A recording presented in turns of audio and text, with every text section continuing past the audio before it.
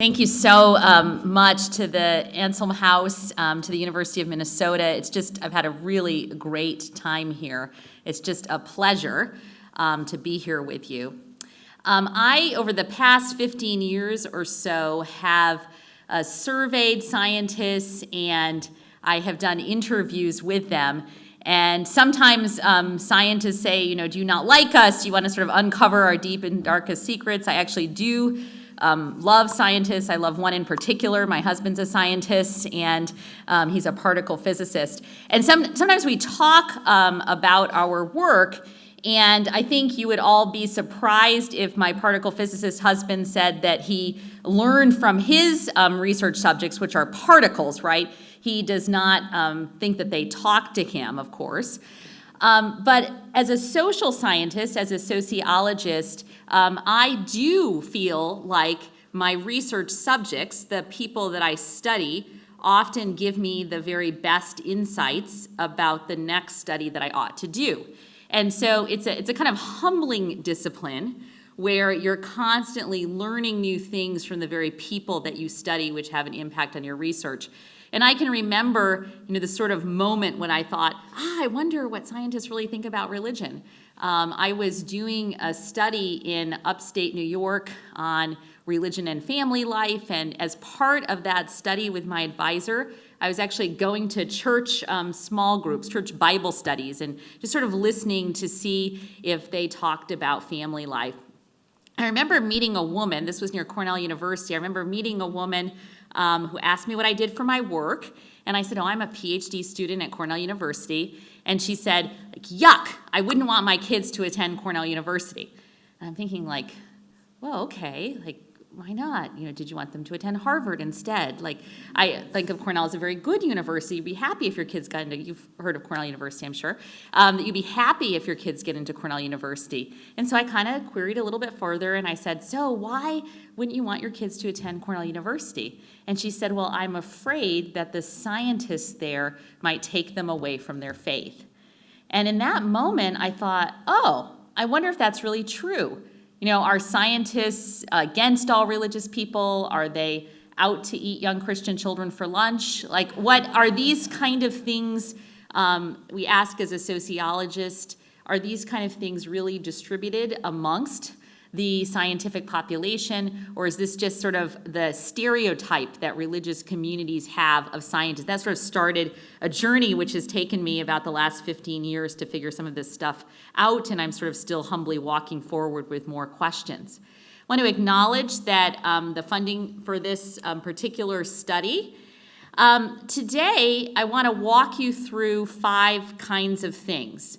So, one, I want to try to convince you that religious scientists do exist. Now, my sense is that since this is a population who's coming from the university and surrounding areas, you maybe don't need to be convinced that religious scientists really exist. But people in the everyday world often do need to be convinced of this. And so I want to sort of, by way of breaking down initial stereotypes, I want to start there. And I want to talk about this category that the scientists that I have studied over the past years have developed with me called boundary pioneers. And so we're going to talk about that a little bit. Secondly, I want to argue that not all atheist scientists are against religion and kind of show some of the variety of categories that scientists who are atheists have in relationship to religion and religious people. I want to talk about how scientists see the relationship between science and religion. I want to talk in particular, I know some of you in this audience are coming from Christian churches and are thinking deeply about these things. I want to talk about this other topic that I've been studying on gender in science and some of the recent work that we've done with Christian women in particular. And fifthly, for those of you who care about seeing a way forward for common dialogue and common ground between religious communities and scientific communities, I want to share with you some ideas that my research or our research might give for achieving some sort of common ground. My first study of this topic came in 2010, so that conversation with that woman at Cornell University led eventually to the book several years later called Science versus Religion, What Scientists Really Think. And that is a multiple discipline study of both natural and social scientists in the U.S., a survey and in-depth interviews with that group. That's just a U.S.-based study. And as I was doing that particular study of U.S. scientists, as some of you may know, many scientists in the U.S. come on, particularly on work visas related to our scientific need in the U.S. and are from other nations. Depending on the university, there will be as many as 20 or even 40% of scientists in particular kinds of research universities who are born outside the U.S. And as part of my U.S. study, evidence that our research subjects as social scientists can be our greatest teachers. I was interviewing a scientist who, although he worked at a U.S. university, actually was born in India. And I asked him how he saw the relationship between science and religion. And I said some people in the U.S. see these things as a kind of conflict, as being in conflict with one another. And true to scientists, this is a great population to study. There's a very empowered group of people. No other group have I studied where they really felt like they could interrogate me, interrogate the question. True to form, he says, that is a stupid question to ask. Why are you Americans so obsessed with this conflict paradigm? He said, in India, in my particular cultural and religious tradition of Hinduism, I would never see entities we call religion and science as being in conflict. Like, that's not even a category we have. It's something that I learned, people see this conflictual relationship when coming to the U.S., but that's not how I would see these things. That's not even a good question to be asking. So I got thinking, okay, what if we took the study of scientists' attitudes towards religion outside the U.S.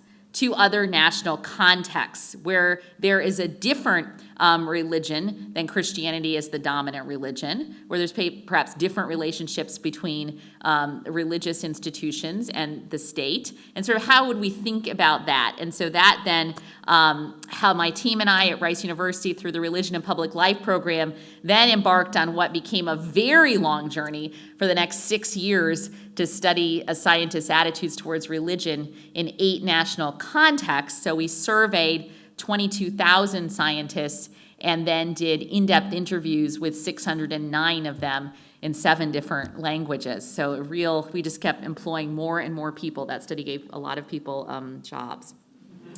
So I want to preface the empirical data that I will present with this. I think it's important both sociologically, but also to the broader public and their concerns, to study the relationship between religion and science. Depending on which survey, this is one I chose from Pew, that you look at, about 5.8 billion individuals, or nearly 84% of the global population, see themselves as religious. And many of those who don't see themselves as religious attach to this concept of spirituality. So there are many fewer people who are scientists than who are religious people. According to one study now over a decade ago, about 4.2 million in the scientific workforce. But I think many will recognize the truth in this statement when I say that any nation which is trying to grow its economic infrastructure is trying to grow its science and technology infrastructure as well. Science has incredible prestige in the public eye in most places around the world. Also, and whether we like it or not, so some are very troubled by this, some think it's a good thing, but the science and faith interface does live large in the public imagination around the world. We need, of course, to turn only to the UK, where, as was alluded to in the preface remarks that Casey gave, Richard Dawkins' The God Delusion, on the New York Times bestseller list for many, many weeks. He argues in front of an audience of millions that religion and science are not ever compatible.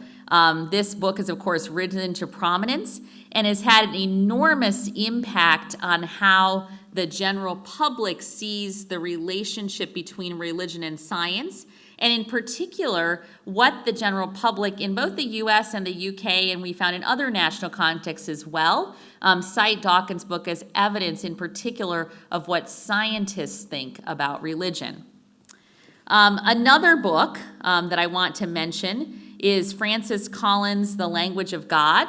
Also a book that sold well, did not sell as well as Dawkins' book, but is certainly known by any. Collins, as you know, is quite an outspoken Christian, is now the current head of the National Institutes of Health, having served through that role in two very different administrations. He also was the head of the Human Genome Project, and is an outspoken Christian. So the thing a sociologist might ask is, to what extent are either of these views typical? So we're interested in sort of central tendencies and trying to discover what's typical. To what extent are either of these views typical of what scientists think about religion in a variety of different ways?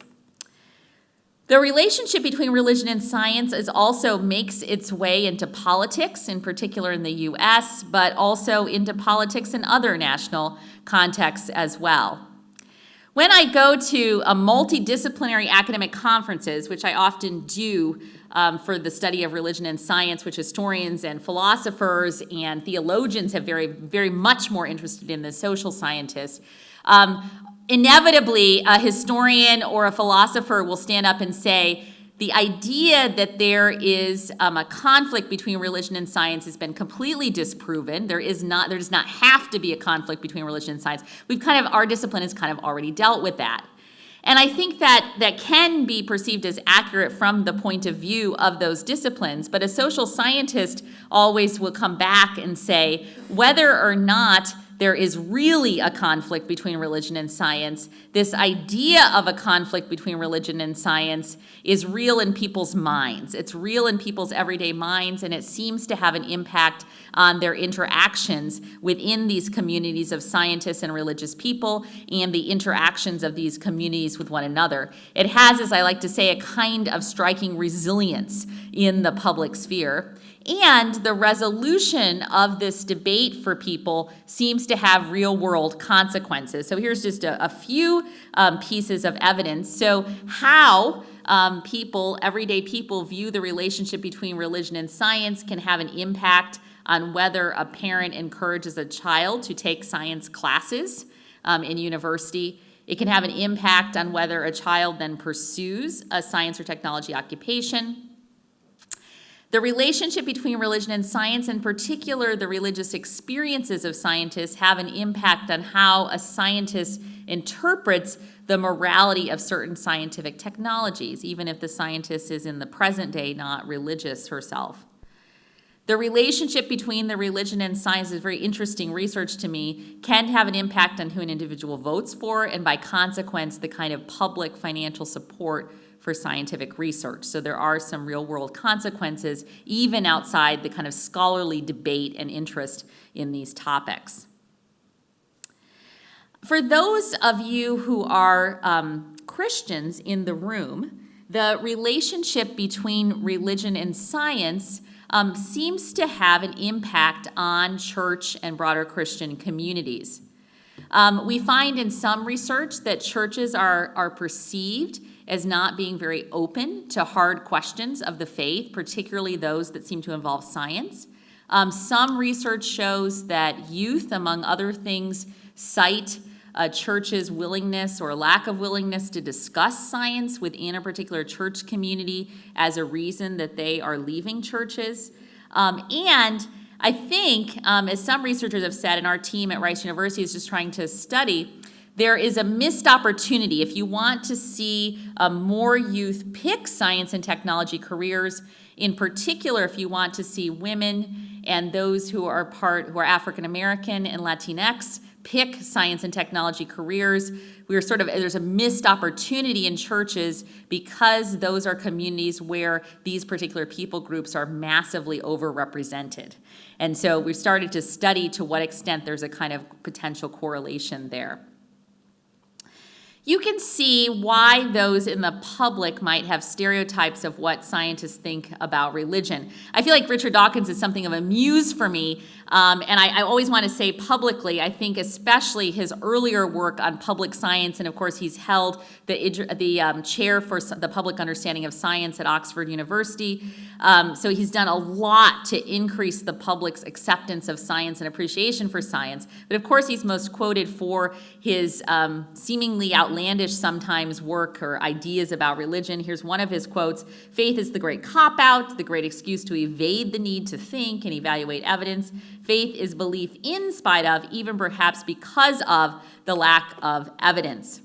Sam Harris, of course, from the U.S., neuroscientist and really more of a public intellectual critic of religion, has said the problem with religion, because it's been sheltered from criticism, is that it allows people to believe en masse what only idiots or lunatics could believe in isolation.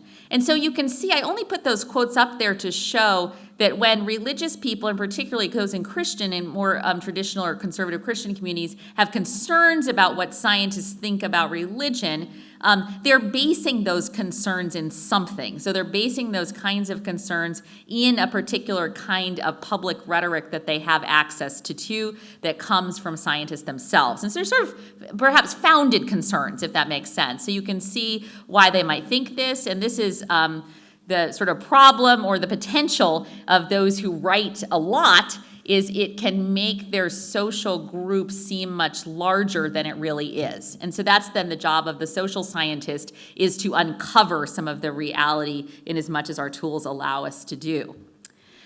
So if you look up Elaine Howard Ecklund and religion and science on the internet, I know many of you are going to do that right now as soon as I said that.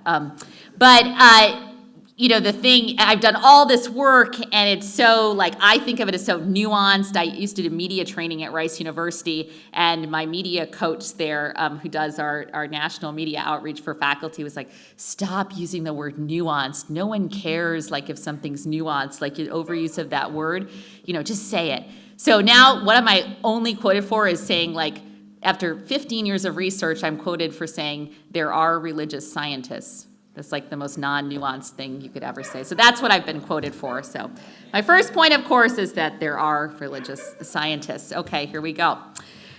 So I think you might be more interested in that and just sort of how they're dispersed across these different national contexts and how they compare to members of the general public, that kind of thing. So we'll go there next. Okay. So here's what we do. So we're looking here. These are the 8 national contexts that we studied. So France, United Kingdom, United States, Hong Kong, Italy, Taiwan, Turkey, and India. Question and answer, happy to talk about why we picked those national contexts. So you see that the scientists are in the lighter blue and the general population is in the darker blue. And so here's some things that I'm noticing here. So this doesn't tell you anything about the particular types of religious traditions, but just the proportion who identify as religious. In France, which we think of as quite a secular national context, still the proportion of people who see themselves as religious in the general population is quite a bit higher than those in the scientific population in France.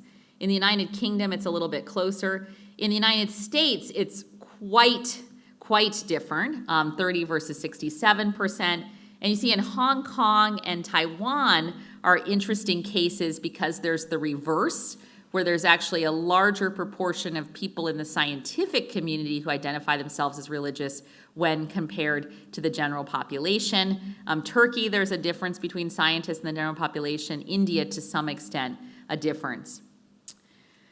Because we talk about Christianity quite a bit in these different kinds of debates, so I thought I'd just put up the proportion of Christians in science around the world. Italy, around the world, meaning the nations that we study, this is certainly not the whole world. Italy, 56% see themselves as Roman Catholic, 1% as Protestant. UK, 12% Roman Catholic, 14% Protestant. Hong Kong, you have 12% of scientists seeing themselves as Protestant, 5% Roman Catholic, and of course India and Turkey, a much less proportion. Let's just look at particular religious traditions that show up in the U.S. when compared to the general public. Some interesting things there. Those who feel comfortable with the label evangelical Protestant, 24% in the U.S., depending on survey and how we pull out what it means to be evangelical Protestant, that could be higher in the U.S., 2% in the scientific community. If we take out the label evangelical Protestant and we put in what we might think of as evangelical Protestant beliefs and church traditions, so particular kinds of denominations that we tend to think of as sociologists of religion as being largely evangelical, the proportion of scientists goes up a little higher, so about 4 to 6%. So in our interviews, scientists responded when I asked them why that seemed to be the case, that they feel very uncomfortable with the label evangelical Protestant. It's not a positive label among most in the scientific community. Interestingly, or perhaps not, for the historians in the room, I think have lots of good things to add here. About 16% of scientists see themselves as Jewish, and those actually are just the proportion who see themselves as religiously Jewish, not culturally Jewish primarily, when compared to about 1% or so in the general population who see themselves as religiously Jewish, much higher if we can include both culturally and religiously Jewish. Of course, the proportion of scientists who see themselves as having no religion is over 50% when compared to about 14% in the general population. So this is an interesting diagram. It sort of depends on whether you see the cup half empty or half full, right? So about 50% of scientists have some kind of religious tradition, about 50% don't. So almost done with the numbers here. Some of you are thinking like, oh my gosh, are there more numbers? Please bring more. And some of you are like, where are the interesting stories? So, okay, I try to appeal to everyone. So outside of top universities, the general population and scientists tend to look a little bit more alike. So this is a different survey, but evangelical Christians, about 23 to 25% of the general public. 17% of scientists outside of research universities feel comfortable with the label evangelical Protestant. So there's been quite a bit of research on this in the past, but research university scientists tend to be a bit different in terms of their religious orientation than those scientists who say work in research and development or work in scientific occupations in the general public. I want to talk a little bit about this idea of boundary pioneers, but first I want to talk about how scientists bring their religion to the scientific community. So one thing that sociologists think a lot about is how people practice things. So talking about something is a kind of practice, right? Like how we talk about things, but also the kinds of things that we do, who we talk, the kinds of people that we interact in communities. So it's very much of interest to me as a sociologist, not just to ask people about these abstract concepts of science and religion, but also to ask them questions about how they utilize or do not utilize their religion in scientific work, and how they utilize or bring their identities as scientists to their religious communities. So I was very interested in that. So first, let's talk a little bit about how scientists show up in religious communities. I talked to this great Catholic scientist, really fun interview. He is somewhat colorful, but this was a theme that was very much present. So scientists saw themselves as being much more critical and much more critical thinkers than those who they sit sometimes in the pews, but also in mosques. I interviewed quite a few Muslim scientists as well, than those who are their fellow compatriots in religious organizations who are not scientists. So scientists see themselves as more critical thinkers. And here's a Roman Catholic scientist who had this to say. He said, I think some of my fellow Roman Catholics might accept many things at face value, like finding religious imagery and natural phenomenon. And being a scientist makes me want to raise objections. Like, well, does this grilled cheese sandwich really look like Jesus? And I don't want to make fun of this, but I want to make fun of myself because I was had a lot of time on my hands one day, and so I just looked up grilled cheese sandwich and Jesus, and this is what I came up with. This really looks more like Mary to me. But one thing that is sort of interesting outgrowth of this idea that that scientists are perhaps perceived as being overly critical by the people they participate in religious organizations with, is that they stop bringing up science, that they practice what scientists are so thoughtful, they gave these great phrases for the study. One scientist said, when I'm in church, I practice a kind of secret science. I was like, that is a catchy subtitle, and I wrote that down.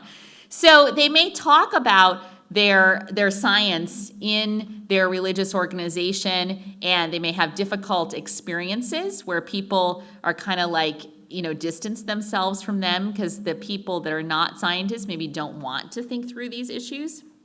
And so then over time, the scientists will just stop discussing their scientific work. They kind of go into a compartmentalization where they just don't discuss their scientific work in their faith community. And I think the consequence sometimes that can then be, if there's not open talk about these things, that there are no scientists in faith communities, right? Because there might be some there, but if they don't activate the identity and talk about it, then there can be the perception that they're not there, if that makes sense. So if we care about dialogue, and again, some of you in this room may care about it, may not, that may be a place where we can move forward a bit, is providing some encouragement to scientists to talk more about their actual science in faith communities. So then we went to scientific communities, and we asked religious people who are scientists how they bring or don't bring religion into the scientific community. Interestingly, we asked this question about science and whether or not the scientists, sort of how these things worked out, how the scientists worked out their faith in the scientific community. And over again, we heard that the scientists of faith said, I practice the same science as people who do not have faith, which I thought was a sort of curious response, because we didn't actually ask them if they practice the same science. We sort of thought someone who ends up at a major research university would of course be respected because of their science. I didn't think, they practice a different kind of subversive odd science or something. In particular, they were very true to the public rhetoric in the U.S. in particular. They pointed out that they were evolutionists, so that was interesting. They did say that they practice, again, a phrase given to me by one of my respondents, they practice a kind of closeted faith and 49%, according to our survey, do not think their colleagues are positive about religion. So their perception is that there's a kind of negativity in the scientific community, especially in the U.S., towards science, towards people of faith and faith communities. 30% did not answer the question, which is sort of interesting. That was the question on our survey that had the highest level of non-response. And when we then followed up and asked scientists why, and when we interviewed them, we asked them, why do you think there was such a high level of non-response on this question? They were probably people were afraid to talk about these things, which I find kind of interesting. And so then we started asking in our interview, what kind of bad experiences are out there? Was there some kind of discrimination that you felt you faced or something like that? And here's a woman that we interviewed who's a physicist who said, I think universities are not always very accepting environments. It's really hard to be a religious academic because the public opinion is such that you're either religious or you're a scientist. So to say that you are religious might mean other scientists would question your work. So this is an interesting interview to me because it's a kind of what scholars have called a sort of public secret, meaning that this woman didn't actually ever talk about her faith. So I said, well, what happened when you did talk about the fact that you're a religious person? She's an Episcopalian. Did other scientists then start questioning your work? And she said, oh, no, I would never talk about it. So it's a very strict kind of stereotype, which is not questioned. So the scientists just don't talk about it. Therefore, they can never figure out if it's really true that other scientists will be against them because of their faith. So they're kind of caught in some ways. There was a kind of exception. One label, again, that a scientist gave to us is this label of boundary pioneers. Francis Collins was one that was brought up very often in our interviews with scientists. These are people who are religious. They come from prestigious universities. They feel open about their faith. These are people whose reputations kind of make them untouchable. And here's what one scientist said about Collins, a non-religious scientist, said there's some people with very deep religious beliefs who simply don't let those things conflict. One of the lovely examples is Francis Collins. He's a very serious, born-again Christian and obviously a firm believer and manages to live very well with that. I'm not sure Collins himself would use that language, born-again Christian, but it's interesting that the scientist perceives Collins as having this very particular kind of religious identity and yet views him very positively as sort of an example of someone who can cross boundaries between these communities. And Collins was mentioned over and over again. We've actually written an article about this. So the two scientists in the U.S. that were mentioned most often were Collins and Dawkins, interestingly, even though Dawkins is, of course, from the U.K., and Dawkins, by both religious and non-religious scientists, mentioned fairly negatively as perhaps hurting the public's acceptance of science. And Collins, by both religious and non-religious scientists, mentioned very positively, even though scientists often said, I don't agree with his religious identity, that's not where I'm coming from, I think he's inconsistent. So they would often critique him, but yet mentioned his potential impact on faith communities and faith communities' acceptance of science in extremely positive ways. The next points are going to be much quicker. So that was just one. Don't be afraid. If you had asked me when I started this study, like if there were many ways of being a religious scientist, I would have said as a good sociologist of religion, yes, of course, there are many ways. But if you had asked me if there are many ways of being an atheist scientist, I would have said absolutely not. Being an atheist is by definition not to believe in God. That's what being an atheist means. There are not like many ways of doing that. You just don't believe in God. I would say that this is the thing that this is where my own stereotypes have been most confronted, in that through our research, we have discovered a variety of ways of being an atheist scientist. So I now think from my research that faith communities often massively stereotype atheist scientists, and that this has some negative consequences for both scientific communities and faith communities. So here's just by the numbers. In the most basic sense, our data show that there's huge variation in the proportion of scientists in these national contexts who are convinced atheists. So the second big descriptive point that you should see here is that there are also variations in whether or not scientists are vastly different or not from the general population in their national context in terms of whether or not they're convinced that there is no God. So in France, interestingly, there's a pretty, and again, surprising to us because France is perceived overall as being a secular society, that there is a pretty big difference between the scientific community and the general population community. In the UK and the US, that's also the case.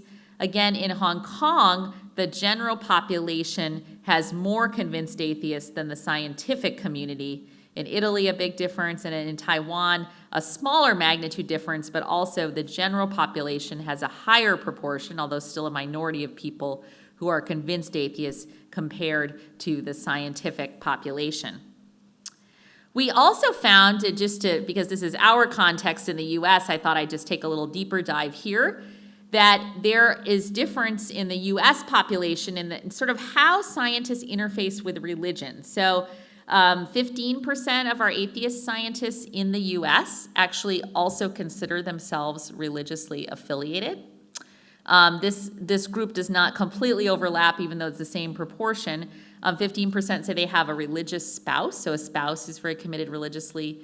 70% say they attend religious services, not necessarily frequently, but some of the time. Some say that a little less than 10% say that they pray. 54%, and this is very surprising to those in many religious communities, say that science did not make them less religious. And 40% say there are basic truths in many religions. In our interviews, we have developed these different kinds of categories, and there are a variety of categories of atheist scientists. I'm just going to present a couple here. There are atheists that have what we have called religious or spiritual aspirations. So a biologist in the U.S. said, let's just put it this way, I aspire to be a spiritual person. To me, it's almost like a golden rule type of thing. It's sort of about aspiring to be good, not to be completely self-centered and have everything focused back on me and my own concerns. So maybe it's not very high-level spiritual thinking because I don't really worry about things like the afterlife. Interestingly, this scientist, as I talked to her, like throughout the interview, started talking about the afterlife. It was one of those cases where you're like the interview kind of changes the person, sort of interesting thing that can happen when doing these interviews. There also are scientists who see themselves as church-going. Here's a U.S. physicist who said, I'm willing to be a Catholic, but really I'm still probably not a Catholic, considering I don't really have any of those type of beliefs. I'm just an atheist sitting in a Catholic church. This physicist went to church, though, every week. And so this is not someone who's incredibly negative towards, what I want you to take from this is not someone who's incredibly negative towards religion and religious people, does find value in the religious community, even though the person does not consider themselves to be a theist or a practicing Catholic in terms of belief, if that makes sense. And then there are those, perhaps my kind of favorite category, are those who think of themselves as spiritual atheists. A physicist, again from the U.S., says the spirituality part of it is why you do the work. I'm interested in understanding how the universe began, possibly what its long-term future is going to be, and I think those are certainly spiritual questions. And often these spiritual atheists define themselves as being different from atheists without spirituality. So they thought of themselves as being more open people, as potentially being more caring of students, as volunteering more. It's very interesting. They were distinguishing themselves from other atheist scientists, and I've written some about that with a co-author, Elizabeth Long. These ideas of religion and science as abstract ideas was something that we asked about in our survey as well. And we found that the idea of a conflict was not really how most scientists describe the relationship between religion and science. So in the U.S., for example, about 29% saw a conflict, 57% saw science and religion abstractly as independent, and 15% saw them as potentially collaborative. Here's a non-religious U.S. biology student who said scientists who are religious, and this is about the conflict, so scientists who did see a conflict, are either very quiet because they know their colleagues will ridicule them or will question their scientific work and their objectivity, and they're like her, he's talking about a colleague who's a Christian, where they just don't question their own objectivity and they don't think their faith affects their direct line of work, but I definitely see that there's a conflict in how she's able to understand things. This was a somewhat atypical view, but it's certainly still present in a minority of scientists, so I want you to know that and to point that out. So then we asked, in particular, moving again into the scientific workplace, to what extent are there actually social conflicts? So are there conflicts between people around religion? So here's some questions that we asked along these lines. So one, we asked them if they have a colleague who's very religious. So 62% of U.S. scientists say that they have at least one colleague who's very religious, so there's some knowledge of the religious identities of people in the scientific environment. 1 in 4 would feel comfortable sharing religious views with their colleagues, whatever they may be. Only 9% have had actual conflicts over religion in the department. Not surprising to me, because remember, they don't talk about it very much. And only 3% think that their religious peers' research is negatively influenced by their religious views. So interestingly, they're fairly positive or quasi-neutral about religion, but when you talk to scientists about what their colleagues think about religion, they're likely to say that other colleagues see religion very negatively. So there's some kind of stereotyping actually of one another in the scientific community itself. So that we find interesting in this study. This, for those who care about it, is the proportion of Christians in science who see a conflict between science and religion. I just put out there. And I also have the proportion of Christians in science who have experiences, say they have experiences of religious discrimination. This is the proportion who say they've never experienced religious discrimination. So in the U.S., you have 70% who say that they they have not experienced religious discrimination, 30% who say that they have. So that's interesting, a little bit higher in the U.S. than some of the other national contexts. So, is the conflict paradigm empirically accurate? Here's a U.S. biologist who said, I think he put this really well, I don't think there's any inherent conflict between science and religion. I think there are only ones that are invented by a few very highly publicized groups, is particularly strong in our country, in the U.S.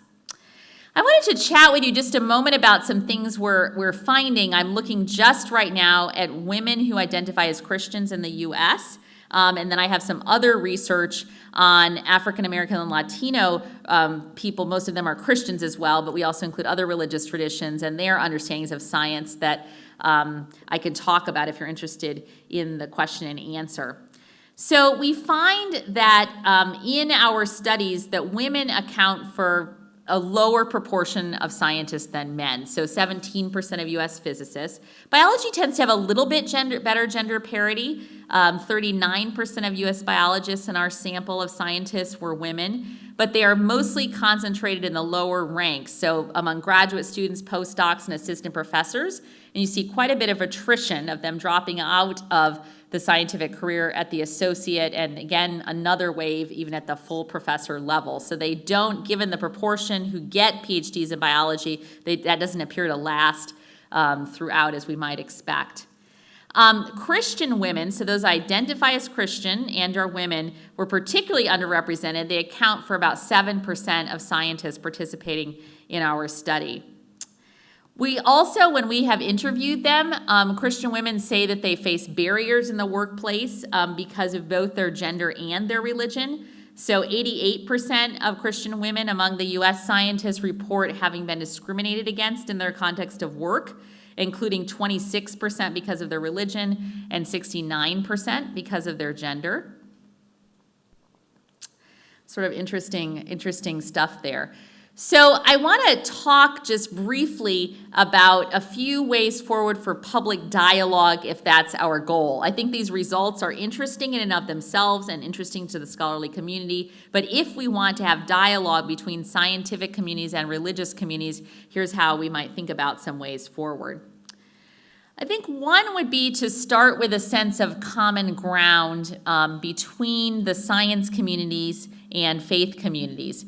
So, for example, explaining how scientific knowledge can help us better care for one another and for creation in a religious sense, and particularly in a Christian sense, is a way of thinking about common ground. So we find in our broader studies that if we talk about environmental care and even climate change and climate science in terms of creation care, which is very much a sort of theological framing, that there is apt to be more buy-in from faith communities. So this is a topic that faith communities do care a lot about when framed in very theological understandings. We tend to go quickly to discussing what conflicts exist, the nature of conflict, rather than looking first for the potential for common kinds of understandings and common initiatives. So I sort of urge for those who want more dialogue and more common ground to start with this kind of common understandings and common areas of concern. I also, as I alluded to, think that there is room to see scientists in the pews as a kind of bridge builders or boundary pioneers even, if you want to use that phrase that I did. So for scientists outside of the top universities, 17% are evangelical Christians, 24% are mainline Protestants. There's a real possibility here to have scientists be these kind of discussion partners with people in their congregations who are not scientists. So these are the folks that have a common religious identity, and research will show you that if you share one identity in common with another person, that you're more likely to be more curious about their other identities that you don't share in common. And so if there's a sort of openness, if through their religious organization, scientists are encouraged to be open about their science and their faith, there may be sort of some possibility for some mentoring, some encouragement of those who are not scientists being more accepting of science. I also think that issues of representation in science could be of concern to both faith communities and scientific communities. So non-whites, especially Black and Latino Americans, are very overrepresented in Christian communities. Black Americans, for example, are less than 1% of scientists, although about 14% of the US population. So is there a way that those in faith communities, and especially in the traditions where these groups are particularly represented, could be a kind of part with the scientific community of pioneering efforts to increase the representation in science? We're just starting to do some work. We had a project in Houston through the Religion Public Life program called the Religion, Inequality, and Science Education Project, RISE, where we went into congregations that are Latinx or African American, and just started asking questions about science, trust in the science community, questions about trust in the medical community and science education. And there is a real yearning to see more kids go into science, but real concerns about the scientific community, in particular the medical community, understandably, because of historical acts of discrimination in those particular communities. So what would it mean to start to work towards common ground between the scientific community and between those particular faith communities? Another thing would be to think about increasing representation in science for women through faith communities. So some reasons, of course, we want to have equal gender representation in science because of issues of equity, but also because social locations can be extremely important to focus on different types of science. So social location can matter in choosing particular kinds of scientific projects, but also in the ways and the kinds of communities to which those projects are interpreted, outreach. And from a Christian perspective, it's a sort of matter of having everyone use their gifts and really providing ways in which we can support people using their gifts fully. So let me stop there and just really thank you for having me, and we can open it up for questions at this point.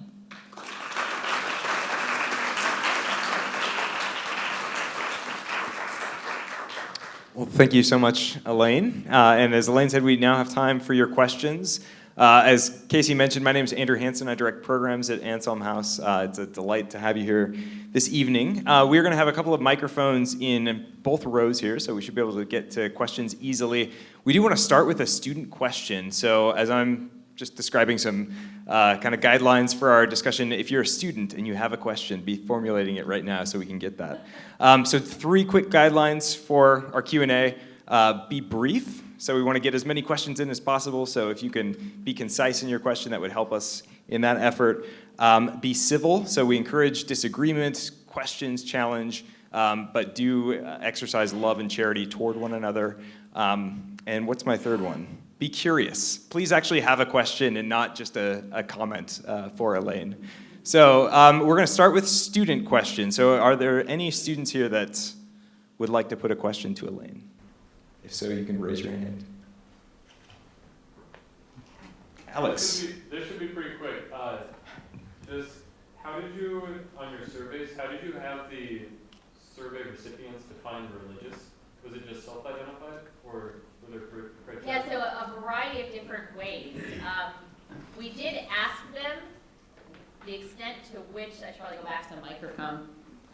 We did ask them the extent to which they saw themselves as religious, and we'd spent about a year sort of setting up the study, and there, as you can imagine, across these 8 national contexts, there is huge variation in how religion is defined and its meaning. And we found, sort of surprising to me, that the term religion was well understood across the national context to be meaningful. So it had actually what we might think of in social science as a high degree of validity in its construct. So it seemed to mean the same thing to everyone, even across these national contexts. So we asked, it also had good comparability, so we could ask the same question of everyone. So we just asked them, frankly, if they're religious. And then we asked very particular questions of each of the scientists in each of the national contexts that have to do with beliefs, identities, and practices, which we did take into account differences, say, in versions of the God concept between Hinduism, versus folk religions in Taiwan, versus Catholicism versus Christianity versus Islam, just thinking about the major traditions that were present. So it was a very, very complicated study, but we had to pick some questions which allowed us to achieve comparability, and then some questions which are high on validity. So I can go on and on, but right, we have about, if you take a quick look at the book, we have about a 50-page methodological appendix in the back of the book where we go through that, and we actually listed also the survey is actually printed in the back of the book, because I think there ought to be truth in advertising and scholarship. So if you want to do your own study and do it better, you should know what I did. So we include that survey, and then we followed up with in-depth interviews where they could just talk about whatever they wanted for an hour or two with us, and then we got some really interesting concepts related to both definitions of religion and science. Is there another student question? I think I see one here. Hi. You said you interviewed a number of Muslim scientists. Mm-hmm. Were there any notable trends between Christian scientists and Muslim scientists and perceived conflict? Yeah, so we interviewed Muslim scientists in both. I have a student actually who's writing a paper about this right now. She has taken all the Muslim scientists out of our sample and is writing just about Muslim scientists across the national context. So where we found some interesting differences is among Muslim scientists who are in majority, where their religion is the majority. So Turkey is an interesting national context, and one of the reasons we study Turkey is because its science infrastructure is built up. So there were enough. So to make it into our study, the national context had to have enough scientists and enough of a scientific infrastructure so we could do a survey of scientists. And also Turkey is a Muslim majority country, although some scholars would argue not necessarily typical of Muslim India, what counts as typical, versus immigrant Muslim scientists to the UK and the US. So that's where we found the biggest differences.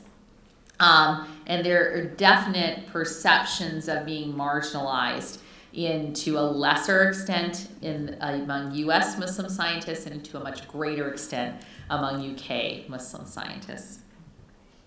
Thank you. And right here is another student question. So you mentioned that... Oh, yeah, let's wait for the mic. Perfect, thank you. So you mentioned that women were overrepresented in religion. Do you know off the top of your head the percentage, how that breakdown, what that breakdown was? There's been tons of sociology of religion articles written about this. Basically, in every national context that has been studied, there are more women than men are religious. All right, I think we can open it to any questions at this point. I see a hand right back here. Thank you for your talk today. My question is regarding when non-religious scientists identify their religious counterparts as not being aware of how their religion impacts their work, did they offer more specifics than that? So this is an interesting kind of, it's sort of a multi-layered point. So there is one sense in which scientists, especially, let me just talk about the US context because it played out most starkly here. In one sense, scientists, rightly or wrongly, do not feel like they can talk about religion in the scientific workplace. So there's such a sort of way of doing things in the science that would just sort of be outside of science. So some thought it was because of discrimination, and so there's different ways of explaining it, but the effect seems to be the same, that scientists do not feel like they can talk about religion in the scientific workplace, except under certain conditions. So they're often scientists who are looking at what we would think of as so-called beginning of life technologies, so human and reproductive genetic technologies, genetic testing, CRISPR technologies, so those kinds of scientific technologies. Scientists often felt like the technology can raise moral concerns, either for themselves or some in the religious community, And we did notice in relationship to those kinds of science that scientists felt a little bit freer to talk about the potential moral implications of their scientific work using religious frameworks. So sort of like now we're entering into something else that's not science itself, but we're responsible as scientists ethically for potentially what other people do with their science. And then it's not, I don't think it's necessarily something that like the theologian, the ethicist, the philosopher would feel like is deeply cohesive, but as the sociologists, we are noticing like more religious talk in relationship to those technologies. Does that make sense? It's sort of like they're casting about for some kind of religious or moral framework. And because, especially in U.S. society, most people have some kind of religious tradition, at least in their background, this seems like a place one would go for moral reflection. If I could ask just a quick follow-up to that. So the statistics that I was struck by was 25%, only 25% felt comfortable sharing their religious views with their coworkers. But only sort of 9% had experienced like actual social conflict within the sciences over religious questions. I'm forgetting, is that within just the U.S. or is that across all the these? U.S. Yeah, so just when the you US. looked globally, did you see a difference there between how comfortable people were talking with their colleagues? So I have another student who's written about this topic because she's an East Asia specialist. But Taiwan and Hong Kong were really interesting because people felt, especially in Taiwan, which as a society really advocates a kind of religious pluralism. There are just many religious traditions present. They're very different. There's more of an openness to talking about religion in general in institutions.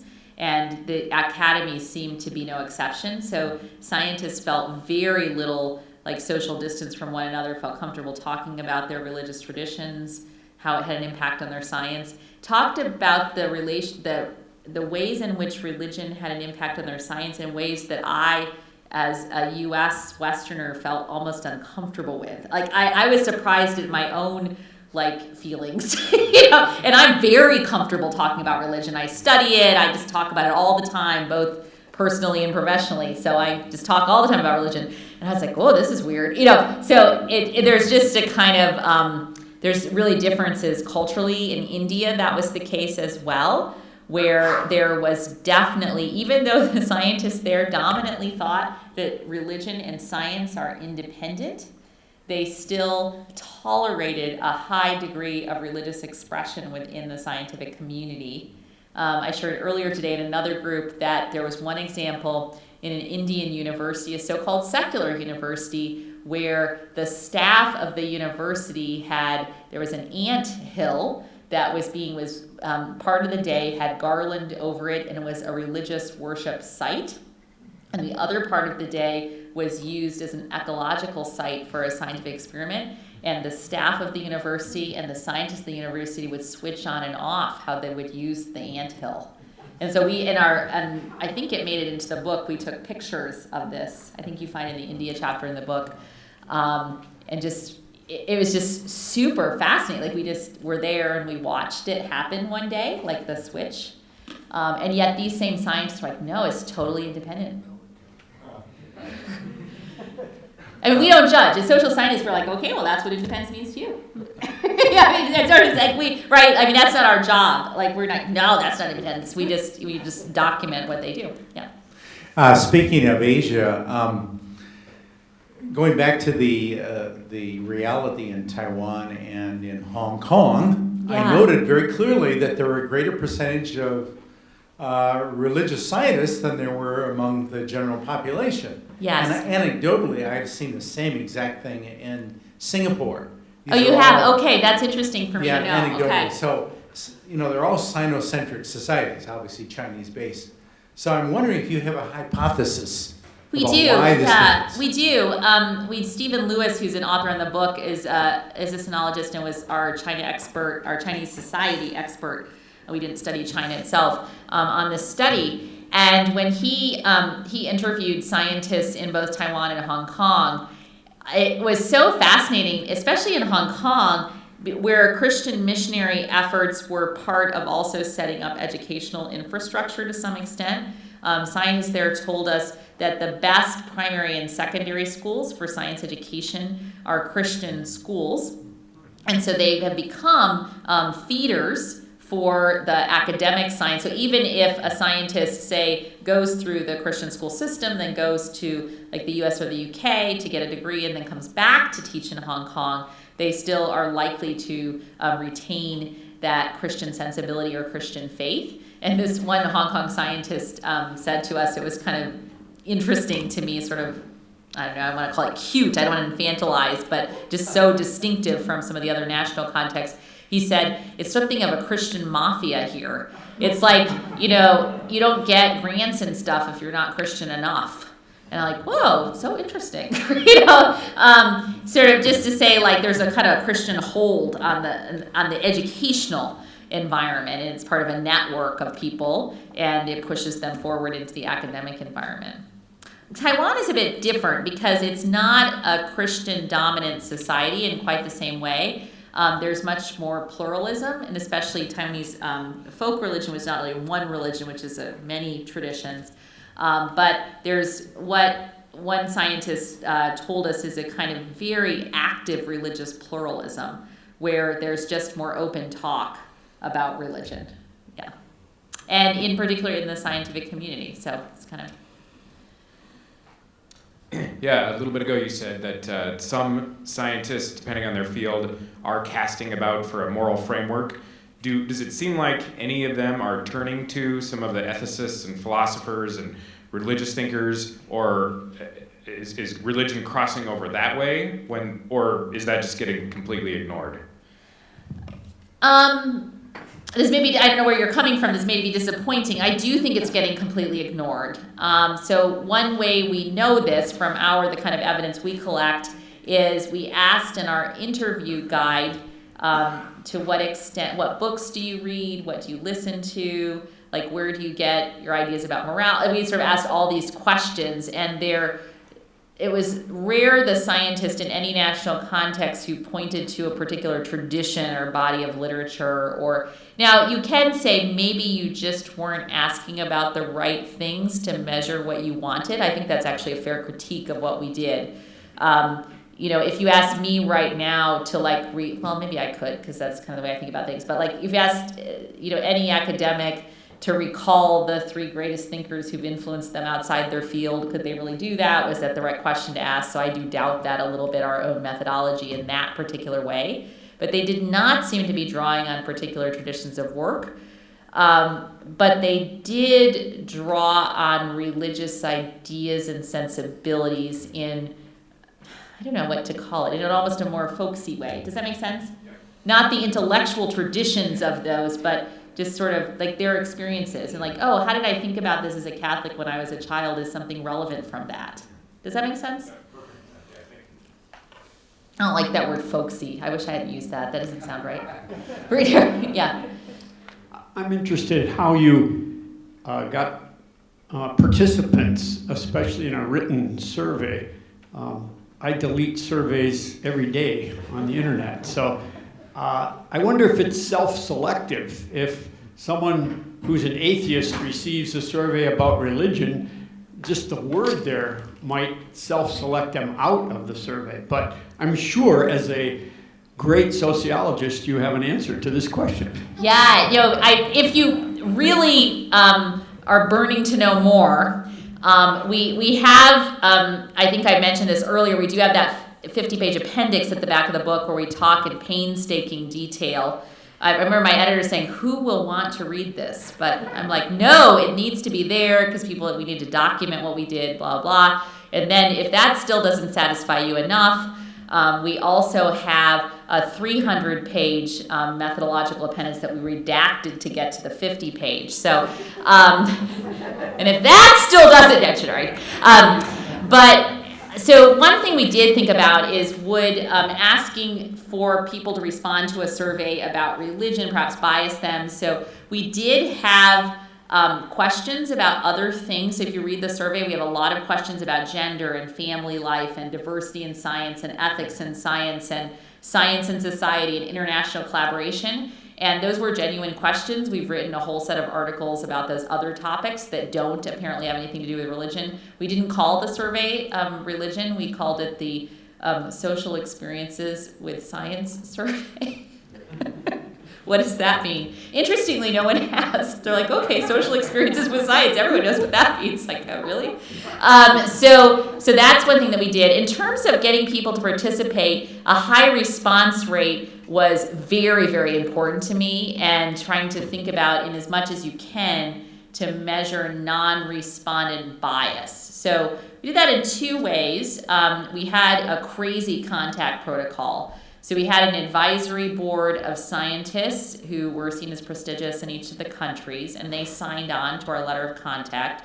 So we wrote the scientists a letter that I hand sign, or people acting as my agents hand sign, because remember there were 22,000 of them. Then we then started calling them and sending them emails, and it was an online survey. And we had a 6-call protocol and 4 emails. We contacted them 10 times, asking them to take the survey. And then we then called them again to ask them why they didn't take the survey. If they didn't take the survey, to try to measure non-respondent bias. We also paid them. So we had an incentive structure, which I've learned from my colleagues in economics really does work. We ran into some problems with that, in that in certain national contexts, that is perceived as bribery. And so then we went to a gift structure where we donated to a charity, and then certain charities didn't want to receive our mass donation, so we picked different ones. I think we ended up going to the International Red Cross in Hong Kong or something. And some national contexts were totally fine with the incentive, like the US and the UK, totally fine with the incentive.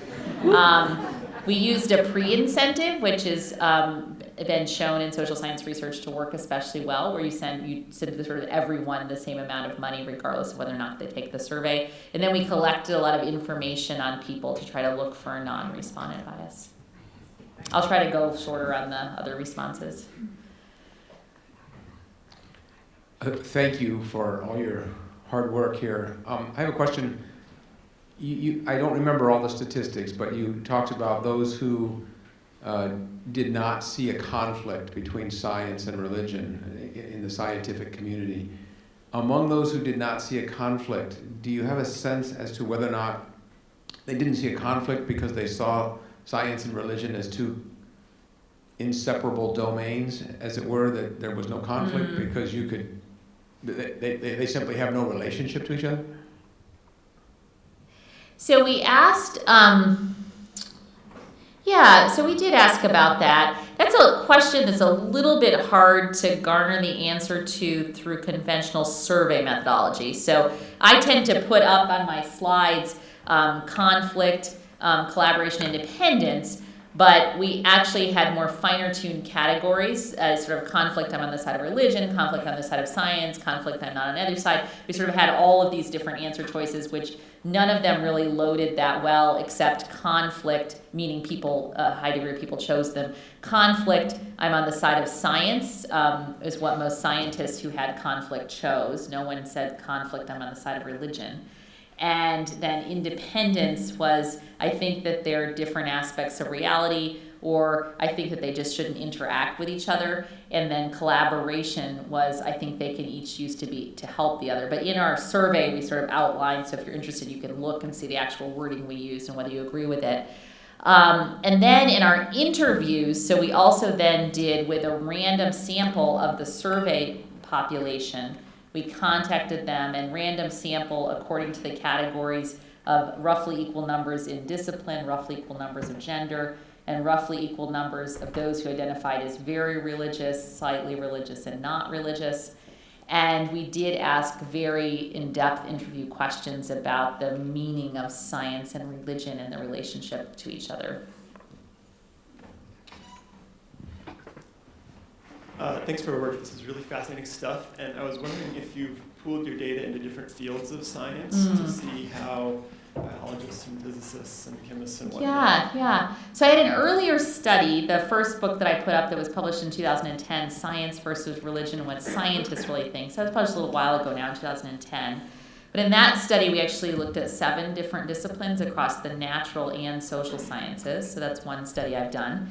And then this particular study from the Secularity and Science book, What Scientists Around the World Really Think, we looked only at the fields of all fields of biology and all fields of physics. So seeing this it's a little bit dissatisfying to me still, I would have liked to say. And we studied 15 different fields of science. But these are 2 fields of science that are represented across a broad variety of national contexts, right? Every place that has science has biology and physics. And that's actually not the case of some other disciplines. And these particular disciplines have very particular histories with religion. And so that became interesting. And they do break down into subfields which are meaningful, in applied and basic subfields across both disciplines, which become meaningful. My physicist husband hates it when I say this, but I'm like, I kind of see engineering as applied physics. Engineers also hate it when I say that. But it's sort of like you can't win with anyone. I have to stop with the discipline jokes. But then, in biology, I think there's a piece of it that lends itself more to medicine and medical research. And then there's a piece, there's basic. These are very imperfect distinctions. Like try to ask a scientist, do you do more applied or basic research? It's like you have a lecture of 2 hours. Like, what does that really mean? But I mean, we did try to look at that, and we have looked at subfield differences, especially the applied and basic research distinction. Scientists who do research that they see as more applied tend to be more likely to be religious. Is there a question down, I think, right here, Natalie? These are great questions. Yeah. You may have answered this. You said the word religion was accepted and people seem to understand that. I'm thinking back in the 60s where Bonhoeffer's religionless Christianity was spoken of a lot, or kids wore buttons, not religion, but a faith in Jesus Christ. Or I remember a professor who said, I haven't got a religious bone in my body, and he's teaching Christian theology. Did you have to? I just can't believe that you didn't run into that. That's really interesting. Being religious. Yeah. So part of it is, I am getting an echo, aren't I? Do you hear it or no? Yeah. A little bit. Part of it, can you still hear me if I stand here? So part of these are imperfect methods. I shouldn't actually say that out loud, right? I'm supposed to be confident in my research. But so Jesus, people who might say to you in conversation, this is my assertion from the research I've done, people who might say to you in conversation, I'm not really religious, I'm a Jesus follower, will say that they're religious on a survey. They know what that means, and that they have a particularly nuanced way of viewing that, but compared to people who say that they're not religious in American or UK or French society, they are actually religious. Does that make sense?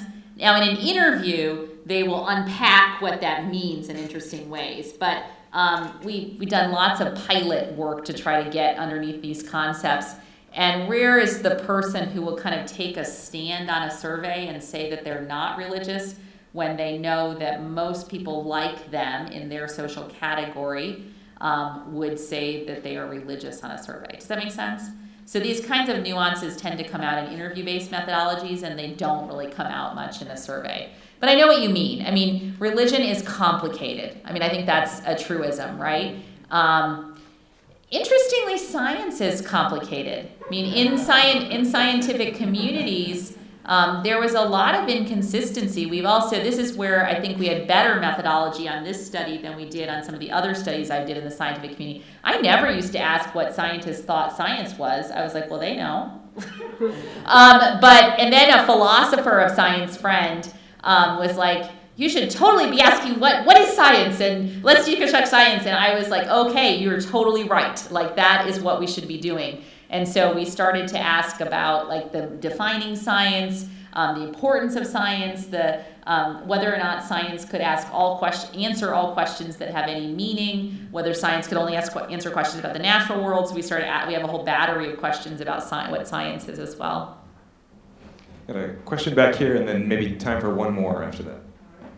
So you talk about how scientists don't feel like they can talk about faith in the workplace, and they don't feel like they can talk about science in their place of faith. I know there's people who don't talk much. No, just kidding. That's not true. Yeah. So, and I don't know if you inquired about this, but do they feel like isolated then in some regard? But you also talk about being bridge builders, and so if they feel like they can't speak in either section about the opposite, how do they become bridge builders? Yeah, no, that's a great question. So the majority of scientists do not feel like they can talk well in either.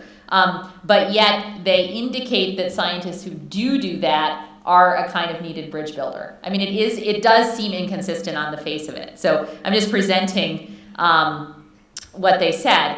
But I would say from my own standpoint, there perhaps is a need, given the current state of public dialogue or lack of dialogue, to have more of those scientists who do attempt to cross the boundaries. And so part of my research, actually, scientists have told me that this has changed how they perceive things. I mean, for part of the research, from an outreach standpoint, to be a bit motivational. Like to say, like I think this research says, like if you think that these two communities ought to be in better, more meaningful conversation, the people who might be the brokers might be the scientists themselves who are part of both communities. So I take back what I just said. We simultaneously identified two final questions. So we'll start with Kenzie, and then we'll come back here and do one last. So you said that most scientists who are religious don't see a conflict between their science and their religion. About the ones who do, how do they reconcile that? What do they say about it? Yeah, a kind of neat thing about another thing we did different on this study that I didn't do on my other studies is I got approval through my Human Subjects Review Board to keep on file the survey data of the scientists through their names linked to their data through the interview phase. So I could actually look up their survey responses when going into the interview. Does that make sense?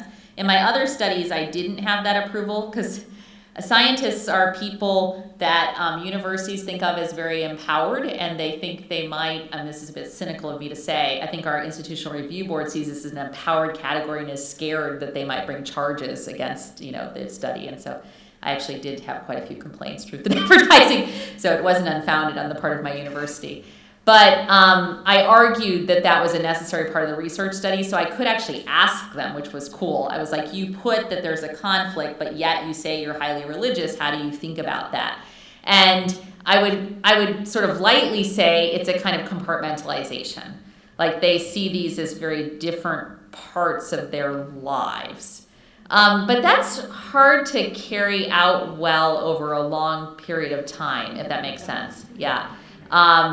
Because like you might think about the ways in which your lives naturally cross, like people, social groupings cross, whether or not you like it, time commitments cross. People want a kind of cognitive simplicity, which is hard to narrate. If you're like, I have a whole language for discussing things over here, and I have a whole separate self that I'm upholding over here, that's sort of hard to social ecologists will tell you that's hard to like lean into over a long period of time. It's just sort of not very cognitively satisfying, and it actually decreases our happiness. And so those things, it's hard through a study like this to say whether those consequences were happening, but I would say that the research we have can show you that there's a kind of thick compartmentalization that's occurring, where people try to keep the things separate in terms of social relationships, time commitments, and in other ideological ways. I have a question. Compared with religion, what is the main difference between secularity and science in your standpoint? So, I shouldn't say this, but the editor chose the book title. I didn't, but I'll try to uphold it and fight for it. I do think, secularity is a really interesting concept, and it does come out. A lot has been written about this recently in sociology of religion scholarship. So our study, I think, unveils this, or sort of supports this idea that there are really varieties of secularity. So scientists in the UK, the US, and India, and France, and Taiwan all said that they see like science as a secular enterprise, that where religion shouldn't be that present, and where it's best that these communities and these domains of knowledge are kept separate.